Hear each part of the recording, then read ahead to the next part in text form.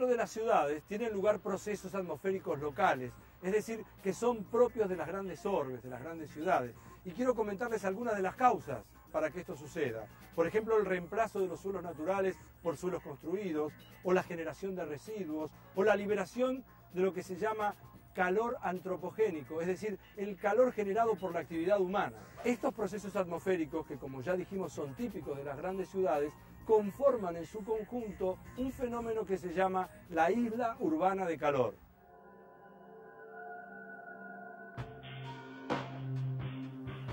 La isla urbana de calor es un fenómeno que hace referencia a las diferencias de temperatura que se registran entre una ciudad y su entorno rural. En general se observa que durante las noches, en las que hay poco viento y hay poca nubosidad, la ciudad muestra temperaturas más elevadas que su entorno rural. Recibe este nombre de isla urbana de calor haciendo referencia a que la temperatura suele ser más alta en el centro de la ciudad y tiende a ir disminuyendo a medida que uno se va alejando hacia las zonas rurales cercanas. Las causas de la isla urbana de calor son principalmente 4. La primera está asociada a los materiales que se usan en una ciudad, esto es hormigón, cemento, pavimento, y además a la geometría de las construcciones urbanas que favorecen una mayor absorción de la energía proveniente del sol. Una segunda causa está vinculada con la liberación del calor que se produce a través de las actividades humanas, esto es a través de la calefacción, a través del uso de diferentes combustibles. La tercera causa de la isla urbana de calor está vinculada con una disminución de la evaporación en ambientes urbanos asociada al reemplazo de las superficies naturales por superficies construidas. Hay una cuarta causa que está vinculada con los contaminantes que están en suspensión en la atmósfera de las ciudades. Estos contaminantes actúan recibiendo la radiación del sol, reemitiendo esta radiación en diferentes direcciones, donde una de estas direcciones es particularmente la superficie terrestre y por lo tanto en el suelo se va a recibir mayor cantidad de energía. Esta energía va a calentar más la superficie en una zona urbana y por lo tanto el aire que está en contacto con esta superficie se va a ir calentando cada vez más.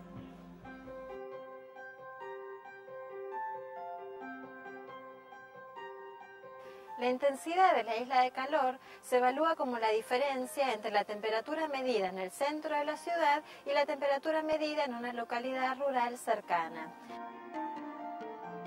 Los factores que determinan la intensidad de la isla de calor son factores meteorológicos como la nubosidad y la velocidad del viento, factores asociados a la estructura de la ciudad, esto es el tamaño de la ciudad y la población, o factores que están vinculados con la época del año y la hora del día. Normalmente la máxima intensidad que se registra en la isla de calor es algunas horas después de la puesta del sol, normalmente entre 4 y 6 horas, y la mínima intensidad suele registrarse durante las horas del día.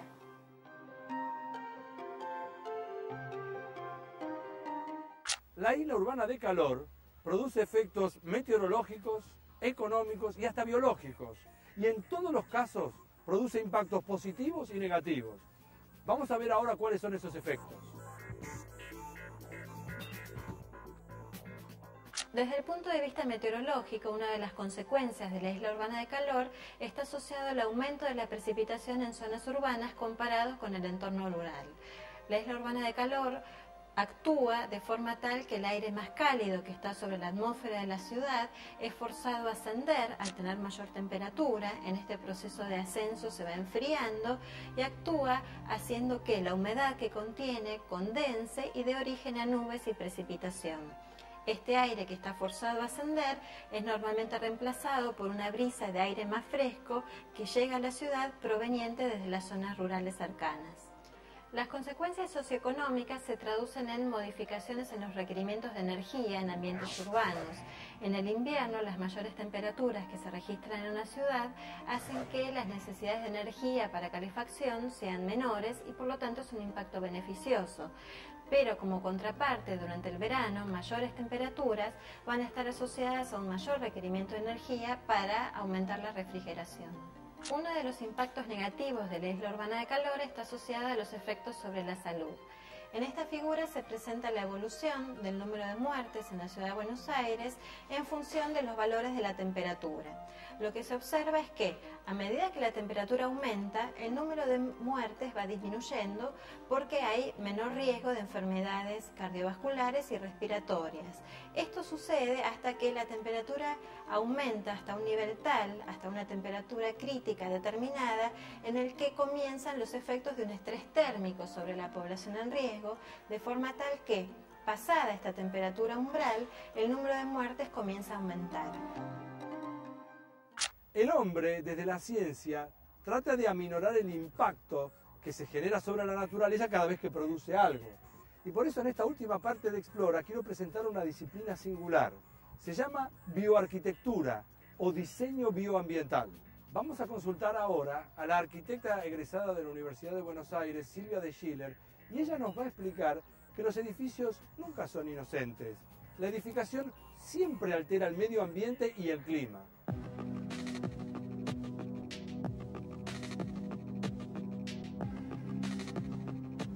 Si la arquitectura es capaz de desarrollarse en común acuerdo con la naturaleza, es un aporte que la arquitectura puede hacer al ambiente y a la sociedad consecuentemente. Eso es básicamente hacer más con menos, usar menos recursos y hacer una mejor arquitectura que dependa menos de los recursos. Para que esos recursos, si los hay, se puedan usar para otras cosas, básicamente para producir y desarrollarnos. No consumir para producir un problema, que es el calentamiento global y el efecto de la isla de calor, que sí van a ser problemas porque van a rebotar en nuestro hábitat y vamos a tener que suplir las condiciones de diseño que no hemos sabido usar debidamente con más mecanismos, con más energía, con más situación artificial.